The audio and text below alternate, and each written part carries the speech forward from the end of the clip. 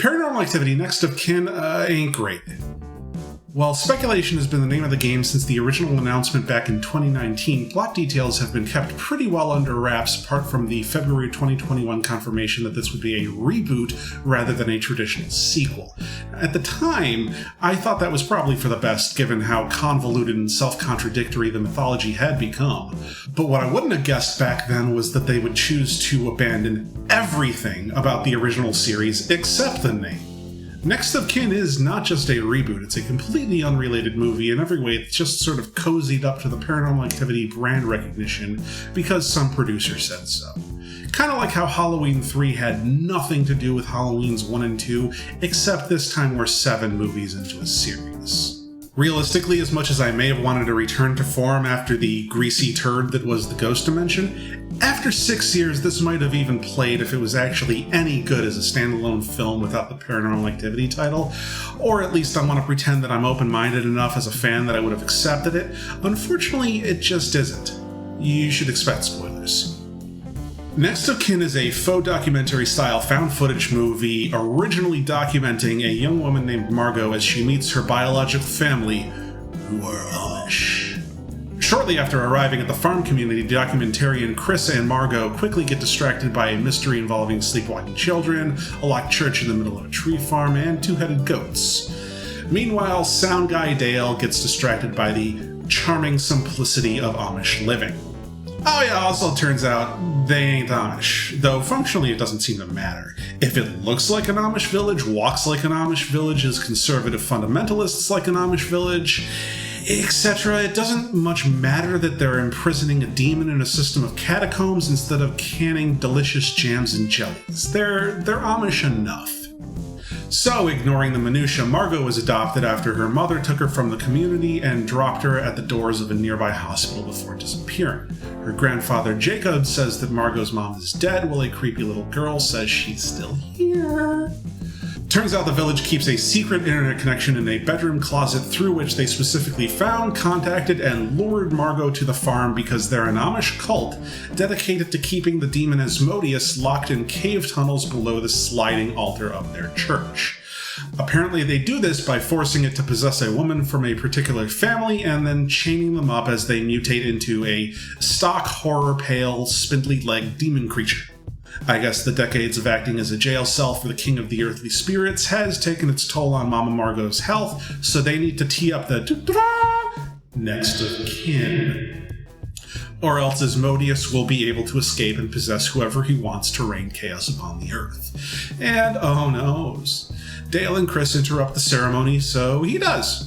Asmodeus possesses Margot's brother Samuel and wipes out the community and several police officers in an orgy of violence before driving off towards civilization, chasing after Chris and Margot, who did in fact technically manage a slim escape. The story was at least compelling enough, though the way they hook into the mystery comes across as equal parts trite and forced. The whole insular religious community with a dark secret trope is pretty well worn in folk horror from the 60s through today, and this isn't even a particularly creative implementation of it. Like, it's only creepy when it's not that obvious, and from the moment they get to the farmhouse, there is no subtlety at all. The foreshadowing that Margot's mom is still on the property and not dead is given by a creepy little girl brushing the ragged hair of an old doll. One of the largest reveals of evidence happens because Margot sneaks off, breaking into an attic room above where they've been sleeping because the family accidentally left like 3 comically large locks unlocked one night. A break-in, incidentally, during which she gets locked in. She gets out by jumping out a window onto an overhang, but they just sort of cut to the next morning without even attempting to explain how she gets from a roof 3 stories up back into her room wearing pajamas in a snowstorm with no one else in the house noticing. Now, awkwardly handled setup aside, the mystery itself actually gets handed out pretty well, though the pacing feels a bit off because the movie seems unsure what the mystery actually was supposed to be. When the characters are hooked, the mystery is all about what secret nighttime activities the community is participating in, with a side portion of the implications of some dire situation harming their general well-being.